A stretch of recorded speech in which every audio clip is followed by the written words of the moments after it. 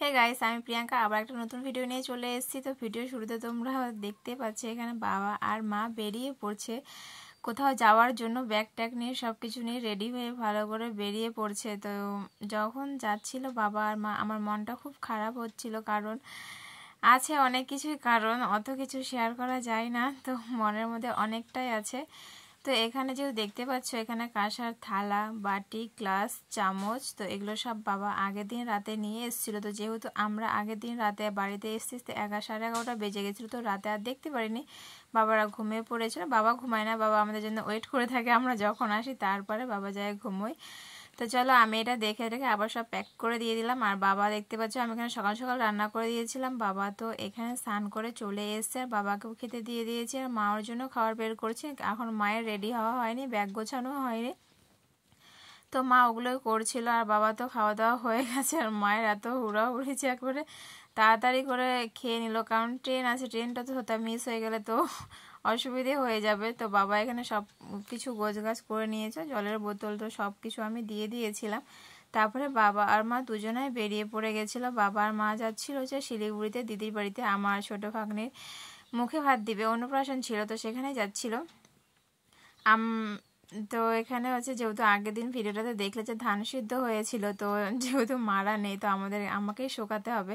তো পাশের বাড়ির একটা ছেলে ছিল বিশাল, ও আগের ভিডিওতে দেখিয়েছি যে আমাকে অনেকটা হেল্প করে দেয় কাজে। যখন আমি রান্না টান্না করেছিলাম দেখতে পেয়েছিল, সব একটু কাটাকাটি করেও দিচ্ছিল, আমাকে অনেকটা হেল্প হয়েছিল। তো এখানে ধান যেহেতু করেছিল, তো আমি মাঝখানে এই জিনিসটা কোনোদিনও করি না, তো ও বলে যে এভাবে করে কর, তাহলে ধানগুলো তাড়াতাড়ি শুকিয়ে যাবে। আমি বললাম ঠিক আছে তাহলে এইভাবে করবো। তো আমি প্রথমে করেছিলাম, তো ও বললো এইভাবে না, তো তখন ও এবার নিজের থেকে এখানে শুরু করে দিল করা, আর আমাকে বললো তুই শুধু মাঝখানটা একটু পরিষ্কার করে দে, মানে ঝাড় দিয়ে একটু সাইডে সাইডে করে দে।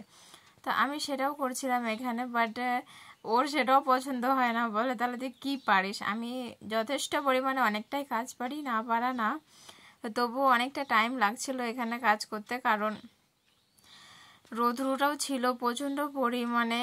আর একাই সব কিছু, যেহেতু সকাল থেকে আমি একাই আজকে কাজ করছি, মারা ওদিকে যাবে বলে সকাল থেকে মানে গোছ গাছ রেডি হওয়া, স্নান টান করে, অবশ্যই স্নান করে পূজা করে গেছে, আমার সেটা নিয়ে টেনশন নেই, সেই জন্য আমি আর স্নান টানও করিনি, অতটা তাড়াতাড়িও নয় আমার কোনো কিছু। তো যাই হোক এখানে আমি এগুলো সব কিছু কমপ্লিট করেছিলাম। ও বলছে পরিষ্কার হয়নি, আরও পরিষ্কার করে ঝাড় যেন ধান না থাকে মাঝখানে, তাহলে জায়গাটা শুকবে আর নিচের ধানগুলো উপরে হয়ে শুকে যাবে।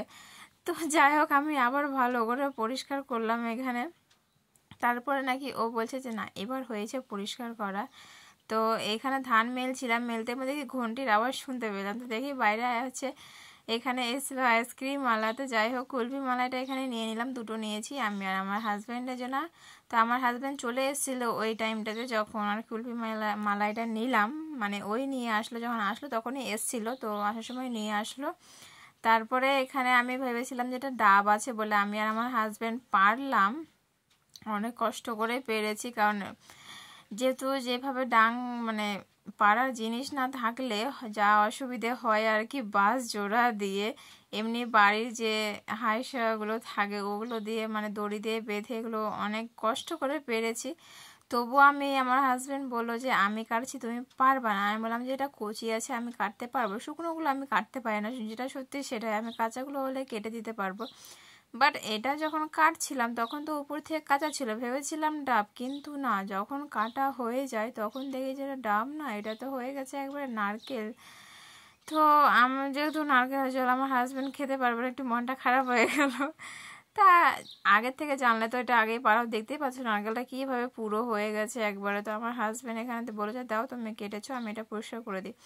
তো ভালো করে পরিষ্কার করছিল, আমি বললাম যে দাও একটু দেখায় নারকেলটা কতটা পরিমাণে বড় আছে, আর ওয়েটটা অনেকটা আছে, আর পুরো হয়েছে এত সুন্দরভাবে, ফাটানোর পরে জাস্ট একবারে এতটা পরিমাণে পুরো হয়ে গেছে যে বলারই কথা নেই। দেখতে পাচ্ছ কতটা মোটাটা আঁশ জমেছে, আর দু ফালটি করার সাথে দেখতে পাচ্ছি যেমন ইঁদুর খাই সেরকম আমার হাজব্যান্ড একটু নারকেলটা খেয়ে নিয়েছে।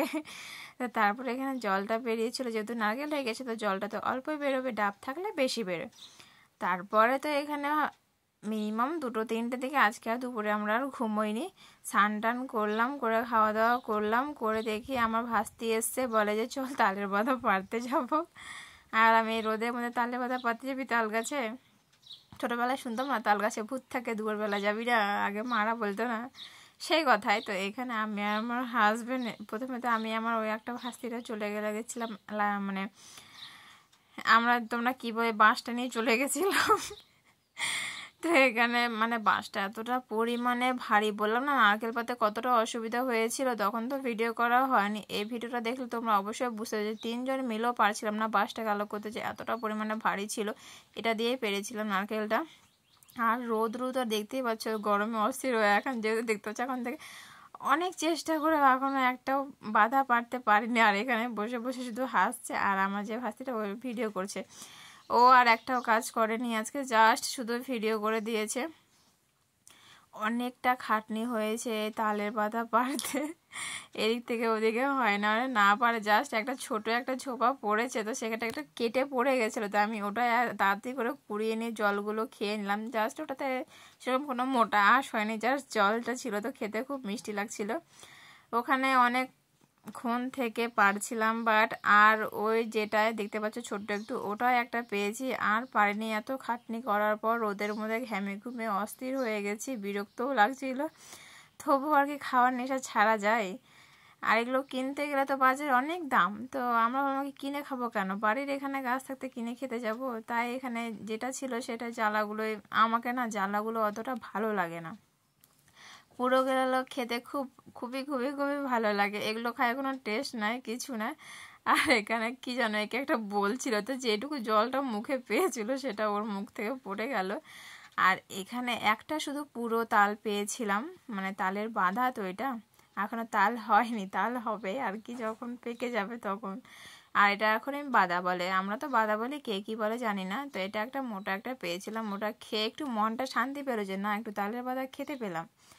তারপরে তো আবার স্নান করে বিকালে ফ্রেশ হলাম, হয়ে এখানে পাশের বাড়ি বৌদি আসে, বলে যে ওরা আমার দিদির বাড়িতে যাবে, তো ওদেরকে অনেকে নেমন্তন্ন করেছে, বাট আমি জানতাম না। আমাকে বললো যে তোমার যাইবো, অনেকবার করে ফোন করেছিল আমাকে, দুপুরেও আবার ফোন করেছিল। তো যাই হোক, আমি বললাম যাও ঘুরে আসবা, দেখে আসবা। তো ওখান থেকে নাকি টিকিট সব করে দিয়েছে, যাইবো।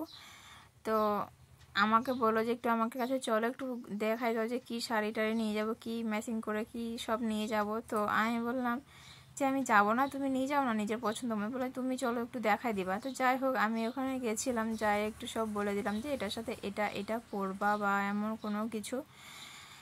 এখান থেকে আমাদের পাড়া থেকে অনেকেই বলেছে, বাট সেরকম কেউ যাচ্ছে না, জাস্ট এই বৌদিটা যাচ্ছে, একটা জেঠি আছে ওই যাবে, আরও তাদেরকে বলেছিল, বাট ওরা যাবে না, শুধু দুজনেই যাবে আমাদের মানে মায়ের বাড়ির এখান থেকে। মা বাবা তো সকালে ট্রেনে চলে গেছিলো, 12:15 ট্রেন ছিল, ওই ট্রেনে গেছিলো। আর বৌদিরা যাবে হচ্ছে রাতে নাইট বাসে যাবে।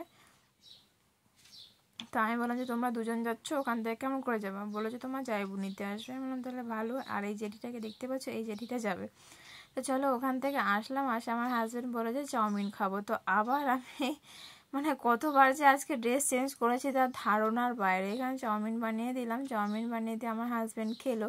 আর রাতে বানিয়েছিলাম রুটি, তো যেহেতু আমি প্রাইভেট পড়াচ্ছিলাম তখন হচ্ছে এসেছিলো ওই বাচ্চাটা। আমি এখানে নিমকি বানিয়েছিলাম, খুব সুন্দর লেগেছিলো খেতে।